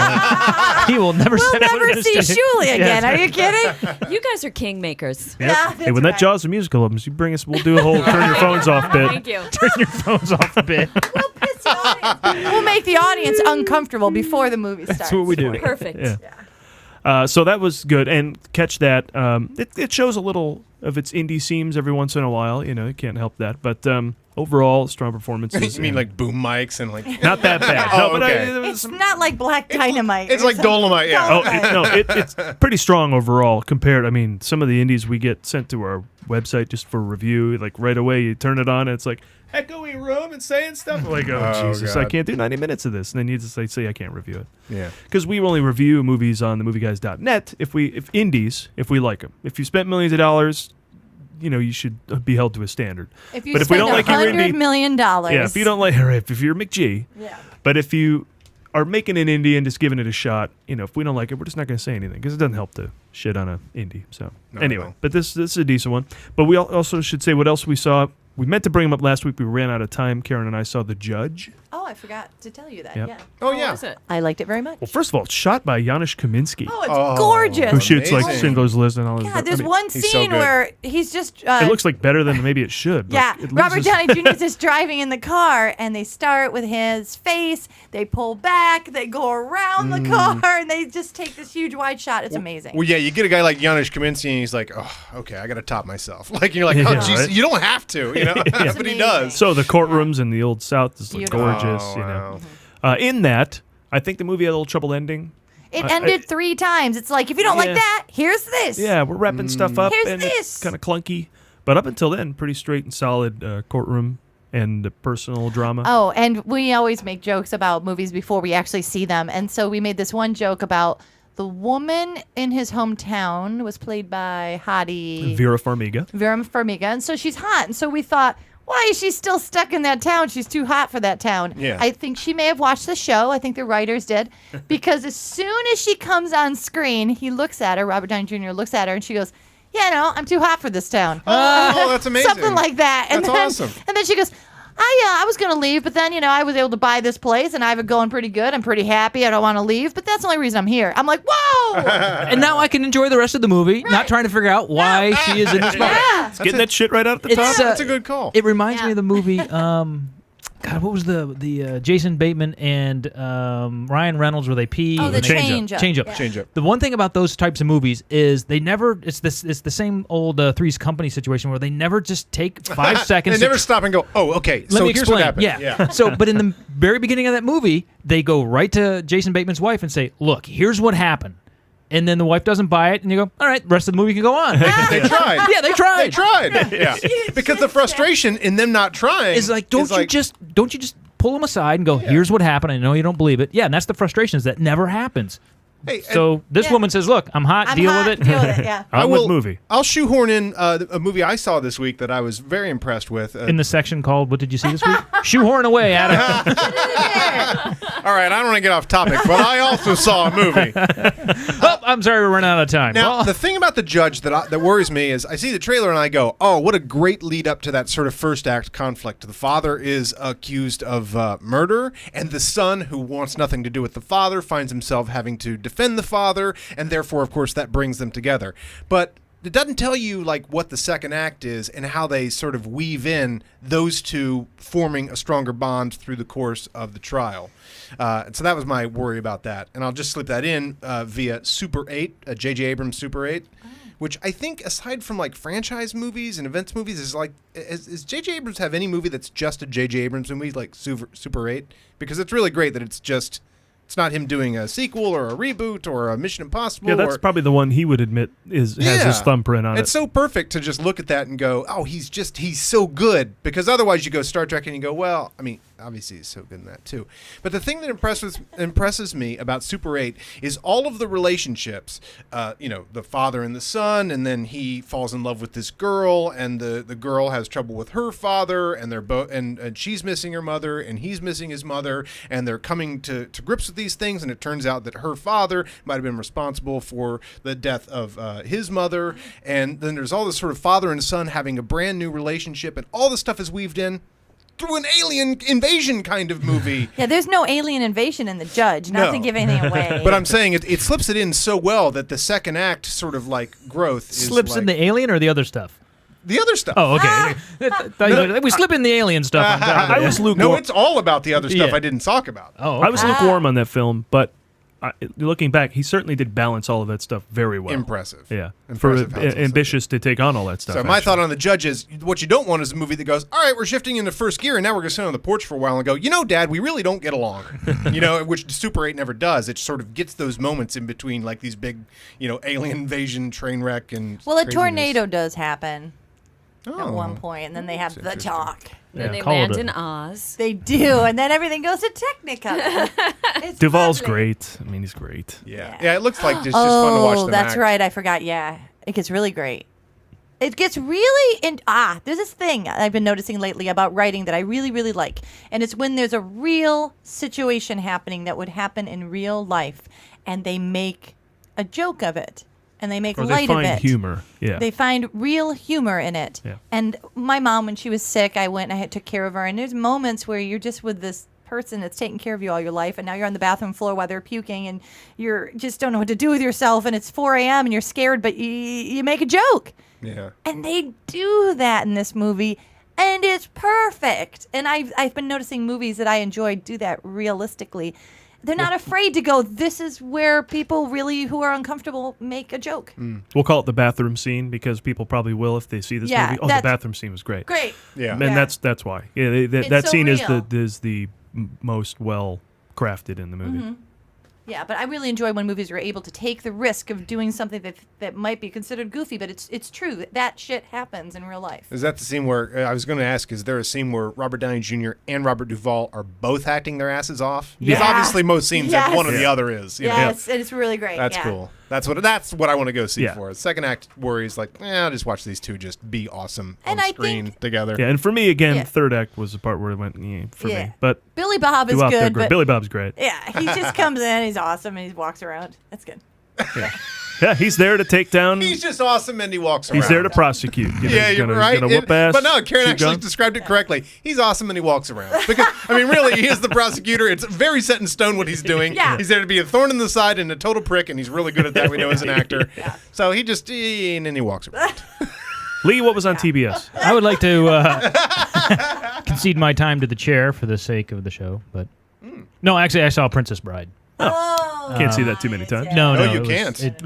It holds up, but it you do start seeing kind of the play production value of things. Yeah. But that kind of sort of lens in that movie. It's like, it's okay if you see some draperies in that one. It's a story being told. Yeah. If in Kevin's room it looked like bullshit, we'd be like, wait a second. Yeah. But the story that Grandpa's telling can have that kind of stuff. And it was on TBS, yes. And I saw on Blu-ray Get the Gringo. Oh. Which, because I've been on here talking about how much I need Mel Gibson back. I want Mel Gibson. Please give me some Mel Gibson. Let's let him. Turns out he's still around. You're just not watching the movies. And Ray Scalacci, our friend movie guy. Scalacci. Luigi. I'm a Ray Scalacci. Luigi would like that movie too. He said, Mel's here, and he put out Get the Gringo, so I'll give it a shot. And it's good. It is good. You know, it's not great. Sadly, there's not some emotional hook or thing that really makes me want to root for Mel, like in Lethal Weapon or Ransom or something like that. But I just like watching him. But watching him kick ass is great. I like watching him If win. Robert Downey Jr. has his way, you'll be seeing him sometime directing. I know. That He's whole trying. thing.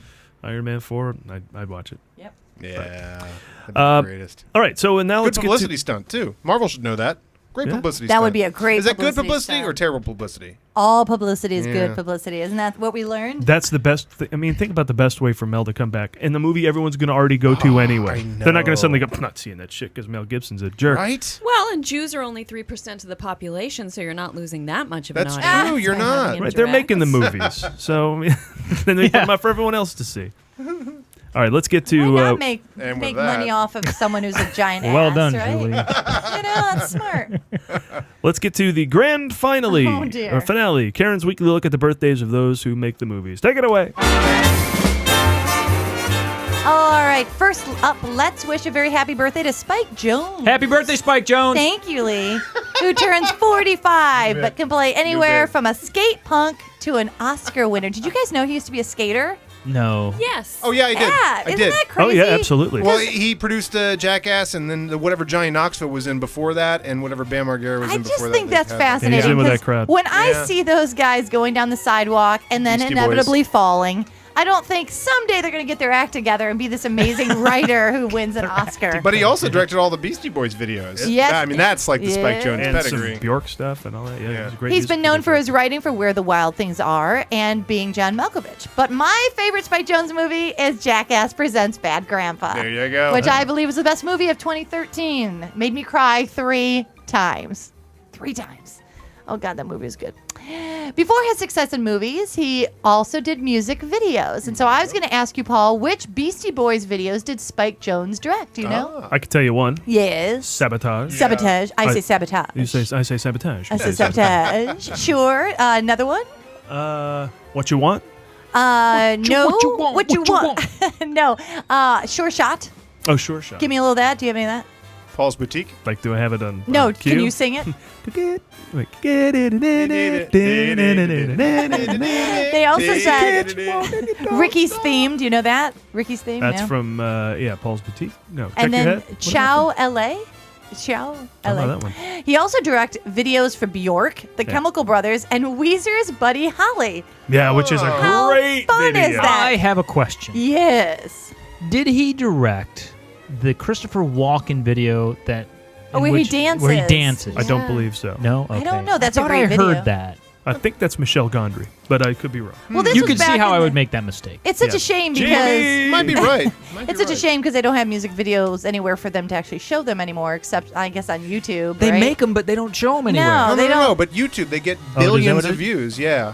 Yeah, we don't need MTV anymore. What's We this have- Yeah, it's like YouTube? MTV's become on demand. Oh, okay. Next up, let's wish a happy birthday to, I would say, friend of the show through being related, Sam Raimi. Oh, absolutely. Sure, why not, Sure, right? friend of a friend of the show. Yeah. Brother of friend of show. Brother of the friend of the show. Oh, that's who awesome. turns 54 but can play anywhere from a dark humorist to a blockbuster director with Spider-Man, Yeah. Spider-Man 2, and Spider-Man 3.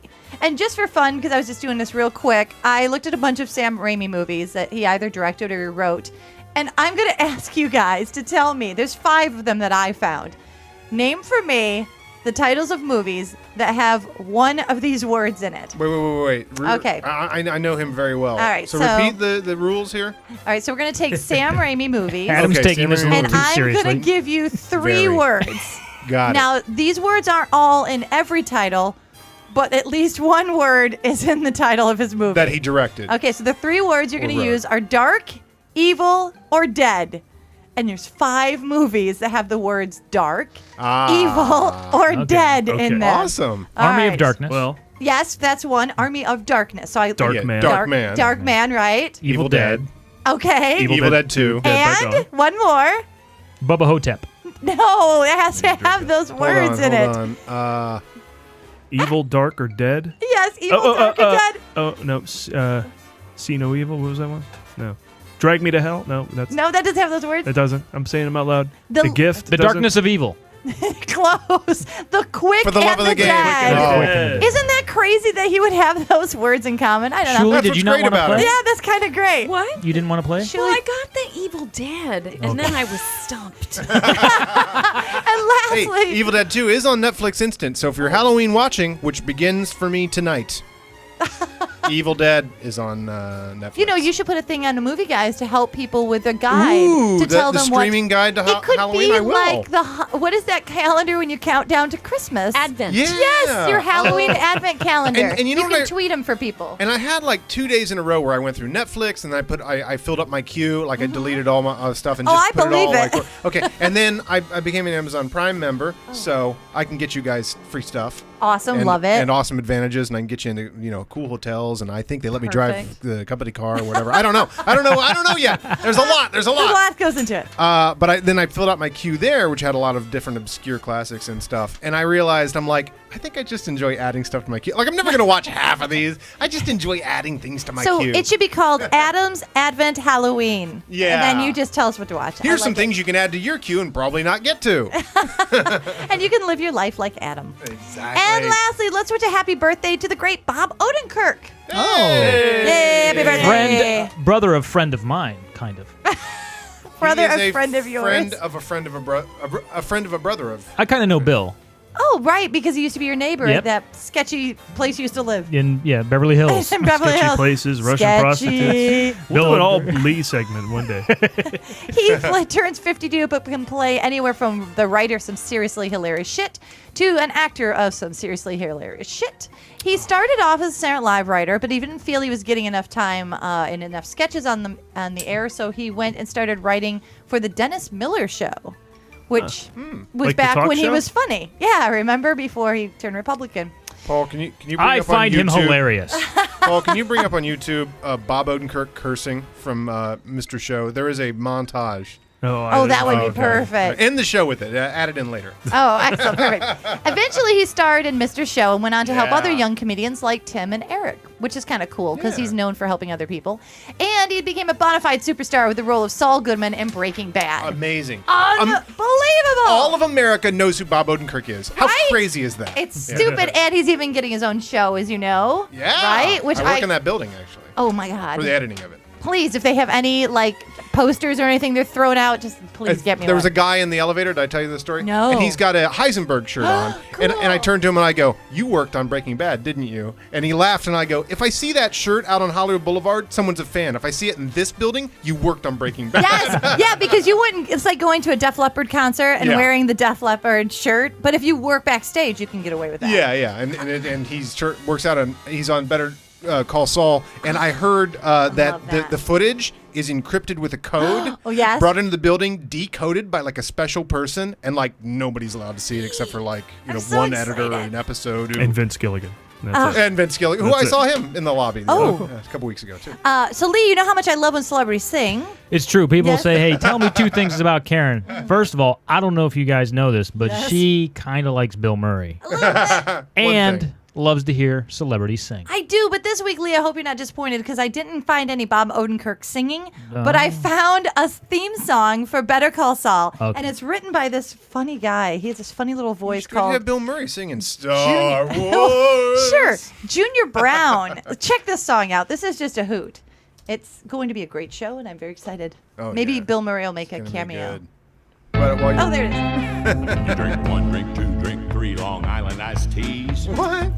But your buddy's worse off and he throws you his car keys. Blue lights are blinking 4 o'clock in the morning. St. Kruger makes you wish that you'd never been born. Better call Saul. That's fantastic. Isn't that awesome? You want to tell the world you're in love with a girl named Fran. So you find an overpass and you say it with a spray paint can. Blue lights start a blinking, those handcuffs click. You know who to call, and you better call quick. Saul, Saul, you better call Saul. He'll fight for your rights. I think they need to start Breaking Bad over again. That very first Better Call Saul episode is amazing. Because you don't really know it's going to become that important. No, but you know? also it's the first time Breaking Bad lets you know this is a huge pain in the ass once you start making money on this. Right. You got to do, it's like all the pitfalls of dealing meth just start blossoming. All and of a that's just sudden we one go, of those. oh, wait a minute. Maybe it's not just all money. Wait a minute, this meth dealing isn't as great as I thought it was going to be. Turns out there's a bunch of problems behind. Turns out there's problems being a drug boss. Wait a minute. Show note, I do believe that Fatboy Slim video was directed by Spike Jonze. I think so. Yeah, that sounded right. Yeah. With the scant Wi-Fi we're getting here in the Admirals Club, I'm trying to look that up, but it looks that way. Better call No Saul. page would fully load, though. Just to tell me that. And that wraps another movie showcast, everybody. Follow was us fun. on Twitter at The Movie Guys and Facebook.com/The Movie Guys. And go to YouTube because we have the big Bill Murray sign. This is the coolest backdrop. I You don't love think it. people are going to drive up and not see the sign, do you? Perfect. Perfect quote. The invitation stands, Bill. Come on by. Check us out on YouTube, as Adam said, and iTunes, SoundCloud, Vine, Instagram. We even are on LinkedIn. I post a show every week. Thanks to Shulie Cowen for joining us. Shulie Cowen. Thanks for Go having check me. out Opening Night, the improvised musical, every Friday at 9. What else should we Where be is plugging? that? Where is that? Oh, iOS. Oh, at IO Oh, West IO on West, of Hollywood Boulevard. Yes. Are you in the Andy Dick Theater? Oh, they don't call it that anymore. They don't call it the Isn't Andy that funny? Dick They had to Theater. change the name of the Andy Dick Theater. Just because he's such an ass? Yeah, Oh, wow. he got in a bunch of trouble a couple years ago, and they changed it. Diddling little girls, wasn't he? Jesus. I don't know if it was diddling. Yeah, I thought that was more just because he wasn't paying for the theater anymore. I could be mistaken on that. Good girl. Could be Guys, wrong. kind of jumped to a conclusion there, Oh, didn't my you? gosh. I thought it was because he was a PR nightmare. Either that or check bounced. One or the other. No, Maybe that's why he's not allowed to babysit you anymore. Yes, Oh, that's why. Actually, Lee liked it, so. Okay, so what, you got a Twitter handle or something we should be following too? Opening Night has a Twitter handle, so like us on Facebook and check us out on the Twitters. All right. Opening And remember, you can always find everything we're up to at themovieguys.net. Oh, I should also thank Steve Scholes, as Hey, ever, for his Steve writing Scholes. contributions to the show. Next week, we'll be back to talk Nightcrawler, the Jake Gyllenhaal movie. Ooh, is that based on the X-Men character? Sadly, no. Ah, fuck. We'll see ya. And now a montage of Bob Odenkirk cursing. You want to tell the world you're in love with a girl named Ouija. So you find an overpass and you say it with a spray paint can.